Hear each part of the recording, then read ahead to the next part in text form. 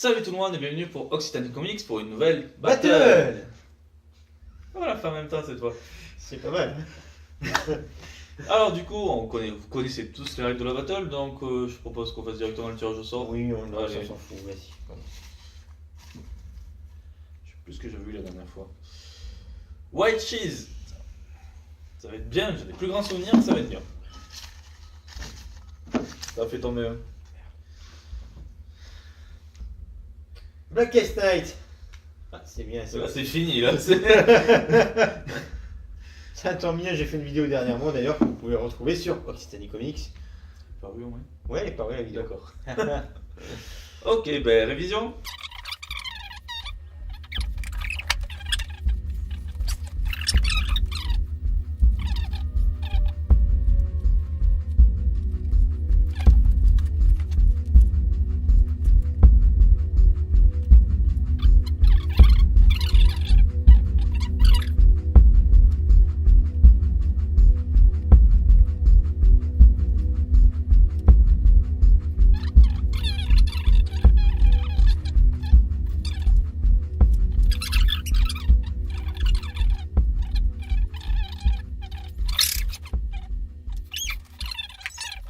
Et voilà, pour une fois, Nico a terminé d'écrire toutes ses notes.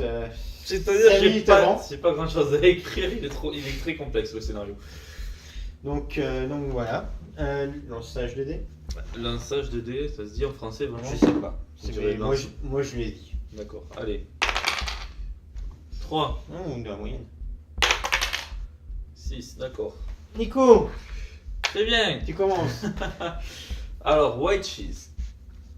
Pour faire un truc simple, actuellement, White Cheese, il n'y a qu'un tome de sortie. D'ailleurs, avec Jeff, on se posait rapidement la question s'il y avait d'autres tomes qui étaient sortis. Parce que White Cheese, c'est un scénario très complexe, très profond, génial et très horrifique. Pour le coup, c'est pas juste pour gagner et glander, c'est du Snyder, et c'est vrai que ça se ressent vraiment dans le scénario, mais il y a vraiment.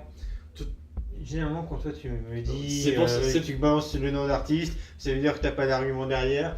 Enfin, moi j'ai dit ça, mais je dis rien. Vas-y, Non, mais je continue. savais très bien que tu allais dire ça, mais de toute façon, c'est juste pour dire en fait la manière dont le scénario se passe, vu que c'est connu, et le Snyder c'est souvent connu comment il fait. Mais voilà, non, c'est très horrifique, c'est très profond, et il y a beaucoup de mystères, et c'est juste génial. Il y a tout qui se déploie petit à petit, et bon, je vais vous lancer d'autres arguments après. Alors, pour contre-argumenter Nico, je ne l'ai pas lu. D'accord. J'ai pas lu ce que tu as non plus. Graphiquement, c'est vrai que c'est une tuerie. Hein. J'aime bien l'aspect graphique. Snyder, généralement, il écrit bien. Il écrit même très bien. Sauf que, comme j'ai pu le dire quelques vidéos avant, de temps en temps, il se loupe. Hein. Par exemple, avec Batman, il s'est loupé au niveau de 11-0. Hein. Petite anecdote. Et s'il n'y a eu qu'un seul tome de sortie en France, ma question est, est-ce qu'il y en a eu d'autres aux États-Unis? Si oui, comment ça se fait qu'en France on n'a pas continué? Et là c'est très simple, les éditeurs ont tellement de volume aux États-Unis qu'ils prennent le meilleur, et puis de temps en temps ils sortent un premier tome, et puis ils se disent sur la suite que c'est pas forcément la meilleure chose qui est sortie, qu'ils arrêtent en plein milieu. Et je me demande si c'est pas le cas de Gucci, tout simplement. En fait, là, du coup, Mais il faudrait peut-être vérifier maintenant. Parce non. que peut-être que aussi Snyder n'a pas fini le scénario, donc comme je te disais que d'autres communistes comme Pretty Deadly Oui, mais qui. je le mettrai sur un bandeau en bas. Ok. Promis. Ok. Donc, bon, maintenant qu'on a parlé de l'indé, hein, comme d'habitude, on va parler de quelque chose de plus ancré, de quelque chose de plus peut-être intéressant pour les gens lambda, hein, comme dirait Nico, parce que Nico me dit que le mainstream c'est pour les gens lambda, c'est pour les. J'ai jamais dit lambda. C'est pour le petit peuple, il dit exactement. J'ai jamais dit le petit peuple non plus. Il dit ça, que c'est pour les petits esprits, que c'est pour les enfants. Voilà. Là, ça, c'est ce que me dit Nico à longueur de journée et tout, c'est vraiment horrible d'entendre ça. Et donc. J'ai jamais dit ça. Je critique le mainstream, mais j'ai jamais dit que c'était pour les enfants. Si, tu me l'as dit une fois quand t'étais bourré. C'est pour ça que t'en souviens pas. Donc, moi je vais vous parler de Blackest Night, qui est pour moi le plus gros event de chez DC. Si chez Marvel ils ont Civil War, chez DC ils ont Blackest Night, et pour moi il n'y a pas photo. Blackest Night c'est une véritable tuerie au niveau de l'histoire, parce qu'on n'est jamais à court de rebondissements, que à chaque chapitre on croit que la tension va redescendre, et en fait c'est oh, putain encore une explosion. Et ça, c'est vraiment la particularité de Blackest Night. C'est vraiment, on peut pas souffler, et c'est qu'en 2 tomes, et que ça s'est vite terminé, et qu'on a une lampe qui vient de nous lâcher en plein tournage, et que c'est génial. Mais, comme on a déjà dit, on tourne comme si c'était du direct, hein, donc voilà. C'est moche, je vais voir peut-être pour mettre le flash, Ouais. avant que tu me lances ton contre-argument. Non, après, qu'est-ce que tu fais? Je vais essayer de mettre le flash, non, on peut pas? Peut-être, on peut essayer. Sinon, du coup, Jeff m'a un peu défendu. Blackest Night, c'est vrai que comme il en a parlé, c'est un gros événement. Et surtout, c'est. Vu que. On fera ça. Il me critique, puisque tout à l'heure j'ai parlé quand même des scénaristes. Blackest Night, c'est quand même du Geoff Johns. Et Geoff Johns, c'est franchement un des plus gros scénaristes de chez DC. Il a fait vraiment de grosses œuvres. Et c'est pas que le meilleur Oui. de chez DC. Il est tellement énorme que ce mec, qu'ils l'ont récupéré pour la télé, ils l'ont récupéré pour le cinéma, et en même temps, c'est lui qui orchestre DC Rebirth. Ouais. Donc pour ça, c'est le maître d'œuvre de DC, c'est Geoff Johns. On peut même dire que c'est le futur PDG de DC Comics. Soyons fous. Voilà. Vas-y, balance ton deuxième argument. Du ou coup, sinon, contre-argument, parce je sais pas trop. Ben, je vais pas être un contre-argument, mais comme tu dis sur Blackest Night, c'est à chaque fin de chapitre, tu crois que c'est va y avoir quelque chose et bam, direct, t'as quelque chose derrière.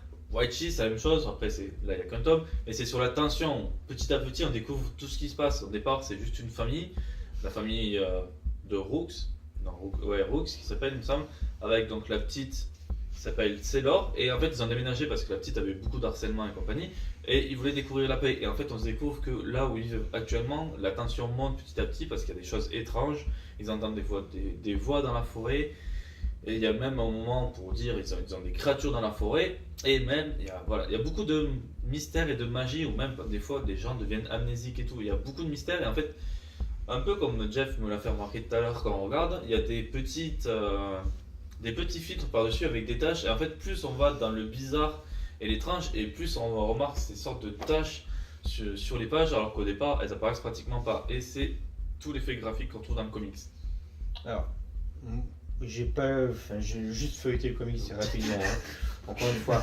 Mais moi, ce que me raconte Nico sur une famille qui déménage et qui arrive sur une maison à problème, moi, ça me fait penser la série documentaire qui était à une époque sur numéro 23 qui s'appelait Paranormal Activity, où de temps en temps on voyait ce genre de cas. Donc je pense que Snyder s'est mis devant la télé, il a vu ce genre de choses, il s'est dit putain, ça va faire un bon scénario, et puis que ça a tellement été mauvais qu'il n'y a pas eu de suite. Pas mauvais, non, mais que il n'a pas eu d'idée parce que voilà. Alors, là, si on part sur le cliché, le truc de la maison au milieu d'une forêt, c'est des trucs bizarres, c'est le cliché de tout truc d'horreur. Là, non, c'est pas la peine de dire Paranormal Activity. Le mec dit Paranormal Activity, c'est dans une ville, Paranormal Activity. Non, je te parle de la série documentaire Paranormal Activity sortie en numéro 1 Ah, en ce France, truc là, oui, non, mais c'est d'accord. qui est basée sur une Mais- série documentaire sortie aux États-Unis. Hein. Oui, mais non, sinon c'est dans les clichés. Mais l'horreur, on le ressent vraiment, il y a vraiment des mystères. Et il y a de l'horreur, mais ça en devient presque psychologique à un moment. Et c'est là où c'est quand même toute la puissance. Et graphiquement, l'horreur, on le ressent vraiment. C'est un peu comme dans Outcast, graphiquement, même le côté horreur, le frisson, on le ressent quand on regarde des images. Et c'est vraiment ça qui est vraiment bien. À différence que Outcast, c'est bien écrit par Kirkman, qui sait mener des séries sur le début qui sont extraordinaires et qui pourrissent sur la fin. Ça aussi, il faut le dire. Oui, actuellement, on en est à 3-4 tomes, donc ça reste. Outcast, ça reste vraiment excellent. Après, oui, il faut voir comment ça évolue. Si ça vieillit mal comme Walking Dead, non merci. Oui, mais ce n'est pas le sujet. D'accord, oui, c'est vrai. Donc c'est vrai, le véritable sujet, c'est quoi? C'est Blackest Night. Hein, on arrête de parler de petites maisons, de clichés. Hein. On va parler de nouveautés. Parce que Blackest Night amène beaucoup de nouveautés. Il amène premièrement les anneaux noirs, hein, qui est la puissance sur l'anneau qui est basé sur la mort. Hein. Donc dans un premier temps, tous les héros qui sont morts vont ressusciter. Mais les héros qui ont tous les héros qui sont morts sont ressuscités en type mort-vivant, donc il y a Bruce Wayne qui ressuscite à ce moment-là, et puis tous les héros qui ont déjà ressuscité sont sous le contrôle de l'anneau noir, donc tout ce qui est Superman, Flash, à un moment même Green Lantern sont poursuivis par l'anneau noir. C'est vrai que c'est une petite nouveauté qui est assez sympathique, et Sur la fin du comics, de toute manière, je vais pas spoiler parce que c'est déjà sorti en France, hein, on a la découverte de l'anneau de vie, hein, qui est d'une couleur blanche. Et là aussi, ça nous amène quelque chose de positif, quelque chose de contrebalançant. C'est quelque chose que j'ai beaucoup apprécié dans Blackest Night. C'est ce genre de nouveauté qu'on attend dans des events qu'on n'a pas forcément, hein, sur d'autres events de mainstream. Je crois que tu allais parler sur de l'indé, je vais te dire sur l'indé, il n'y a aucun rapport. Non, Oui, non, non, ça change, oui. C'est vrai que mais du coup, alors petite question, parce que c'est vrai que Blackest Night, c'est quand même, moi je l'ai pas lu, mais c'est vrai que c'est tentant. C'est quoi? C'est plus, on n'est plus dans un débat. C'est plus une histoire prolongée, surtout par rapport à tout ce qui est le corps des Green Lantern et tout ça avec les anneaux, ou c'est vraiment. C'est un event qui réunit Ça, ouais, il y a tout, ouais. qui réunit toutes les séries de DC, hein, comme on a pu voir Ouais. chez Marvel ou dans Flashpoint. Et ça part à la base en effet d'un méchant de Green Lantern qui s'appelle Black Hand, qui au moment de se suicider déclenche un anneau noir via lui. Et voilà. Donc Ok. ça part de la base des Green Lantern et c'est vraiment lié au Green Lantern, mais aussi au pouvoir de chez DC parce qu'on apprend quelques vérités, quelques secrets de l'univers Hmm. dans cet event qui fait que c'est vraiment quelque chose d'extraordinaire. Ok. Vas-y, reparle-moi de Witches une dernière fois. Non, White Cheese, bon, je vais être honnête sur le fait que, comme je l'ai dit, le scénario est super compliqué et donc je me souviens pas de tout. Mais c'est bien monté. Après, c'est vrai que la grosse question que je me pose, c'est pourquoi il n'y a pas encore de suite. Enfin, d'où ça vient. Si ça s'est mal vendu, c'est bien dommage. Après, c'est vrai que pour le coup, Urban sort beaucoup d'indés et on ne fait pas souvent la pub sauf sur les gros trucs. Donc c'est vrai que c'est peut-être ça qui l'a tué. Mais pour le coup, c'est en attendant ça sur un premier tome. Sur le premier tome, il y a plus ou moins quand même une fin. Donc ça va être quand même une bonne expérience, une bonne lecture, une bonne chose. Et ouais, franchement, ça claque quand même. Alors, je vais pas défoncer Witches parce que graphiquement, ça me fait juste bander. Non mais comme moi, je te défonce pas du tout en fait. Mais, pas mais, et Nico a oublié de préciser que le premier tome s'était vendu à 10 euros. Ouais, Donc, mais si vous actuellement, on ne le trouve plus à 10 euros normalement. théoriquement, mais si vous, je pense que vous allez dans des boutiques d'occasion type Gilbert Joseph, vous pouvez le trouver à ce tarif-là, voire même un peu en dessous. Ça peut être une chose, oui. Donc, honnêtement, j'ai du mal à le défoncer. Je vous conseille quand même de l'acheter parce que graphiquement, avec. Mais en fait, pour le coup, c'est pas une battle parce que tous les deux, on conseille les deux qui sont vraiment sympas. Et je vais quand même terminer sur un petit argument, Oui, hein, vas-y. mon dernier argument, hein, pour bien appuyer la chose sur Blackest Night. Quelque chose que j'ai beaucoup apprécié, c'est que héros comme méchants sont obligés de faire alliance dans Blackest Night pour détruire l'anneau noir.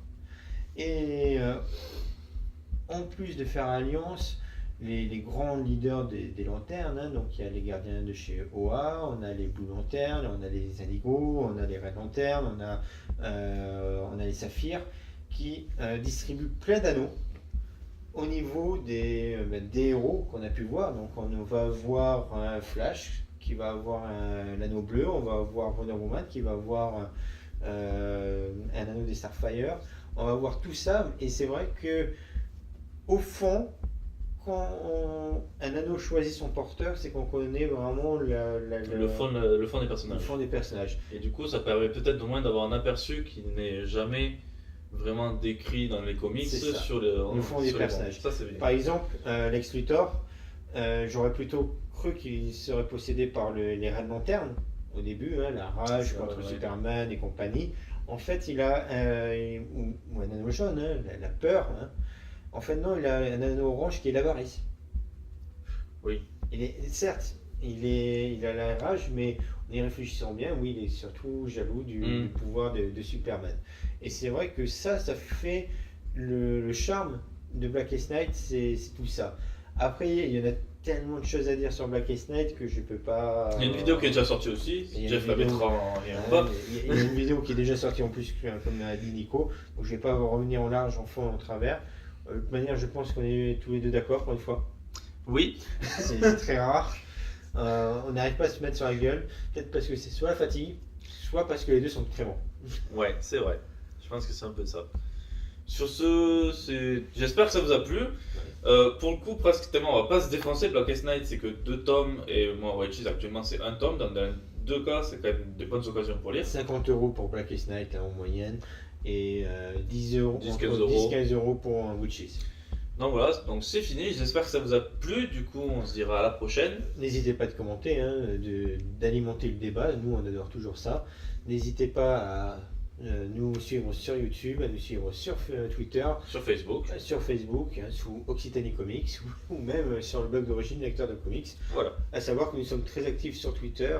On déconne bien avec, par exemple, Gordon et Murdoch, de temps en temps notre comics, compagnie. Donc, c'est vrai que si vous voulez passer un bon moment avec toute la communauté, n'hésitez pas à nous suivre sur Twitter. Sur ce, voilà. Ciao tout le monde et à la prochaine. Ciao!